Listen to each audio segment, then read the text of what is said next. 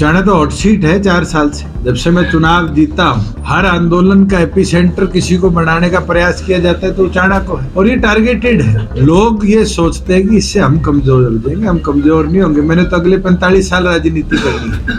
आज तो 35 का हुआ हूँ, 80 तक तो राजनीति करूंगा। अगले 45 साल राजनीति के लिए ना मुझे घबराने की जरूरत। कोई आएगा, राजनीति है। राजनीति में एमएलए एमपी तो वोटों के जुड़ाव से बनता है। दुष्यंत के इन बयानों से कई सवाल उठते हैं और सवाल ऐसे भी हैं जो प्रदेश की राजनीति की दिशा और दशा बदल सकते हैं। सवाल नंबर 1, 2019 के विधानसभा चुनावों में उचाना विधानसभा से रिकॉर्ड तोड़ मतों से जीत हासिल करने वाले दुष्यंत चौटाला आखिरकार चुनावों से ठीक पहले घबराने की बात क्यों कर रहे हैं? सवाल नंबर 2, अपने ही विधानसभा क्षेत्र उचाना में पहुंचे आखिर दुष्यंत को क्यों कहना पड़ा कि अभी तो मुझे 45 सालों तक राजनीति करनी है? सवाल नंबर 3, क्या वाकई उचाना सीट पर दुष्यंत चौटाला चौतरफा घिर चुके हैं? और आखिरी और बड़ा सवाल ये है कि इनेलो द्वारा उचाना सीट से सीएम उम्मीदवार उतारने के ऐलान पर क्या दुष्यंत के चुनावी समीकरण वाकई बिगड़े जा रहे हैं? जी हाँ, सवाल तो और भी हैं, मगर उचाना स्थित जजपा कार्यालय में पहुंचे डिप्टी सीएम ने इन सवालों पर क्या जवाब दिया, सबसे पहले उसे सुनिए। सर, अभय चौटाला आई थे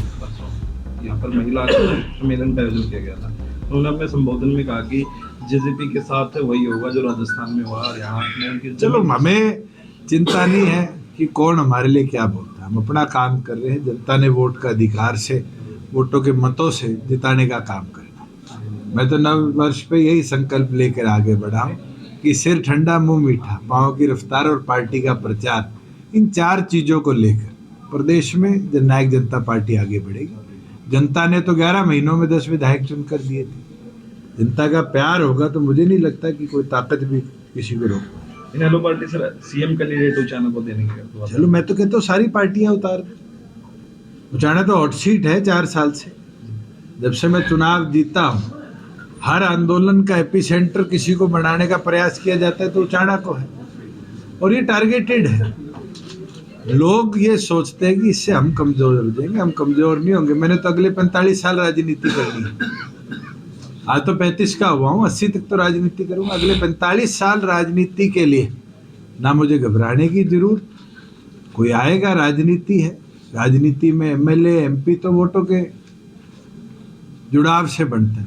जनता का प्यार आशीर्वाद रहेगा, मुझे नहीं लगता कि उससे कोई पीछे हटा पाएगा। और जनता का आशीर्वाद जिस दिन हटेगा, आप चुनाव हार जाए। दुष्यंत चौटाला ने 2019 में भाजपा की प्रत्याशी प्रेमलता को उचाना से करारी शिकस्त दी थी, लेकिन हरियाणा की अन्य विधानसभा सीटों पर चुनावी नतीजे कुछ ऐसे रहे कि चुनाव में जिस भाजपा को पानी पी पी कर कोसा, उसी भाजपा के साथ जजपा को हाथ मिलाना पड़ा। और पिछले 4 सालों से दोनों सरकार चला रहे हैं। जजपा भाजपा की गठबंधन सरकार में कई आंदोलन हुए और उन्हीं आंदोलन की टीस आज दुष्यंत के बयानों में उस वक्त दिखी जब उन्होंने कहा कि हर आंदोलन का एपिसेंटर उचाना को बनाया गया, उचाना को ही टारगेट किया गया। लेकिन मैं घबराऊंगा नहीं, क्योंकि अभी भी 45 सालों तक राजनीति करनी है। अगर जनता नहीं चाहेगी तो कोई हरा नहीं सकता।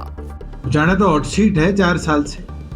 जब से मैं चुनाव जीता हूँ, हर आंदोलन का एपिसेंटर किसी को बनाने का प्रयास किया जाता है तो उचाना को है, और ये टारगेटेड है।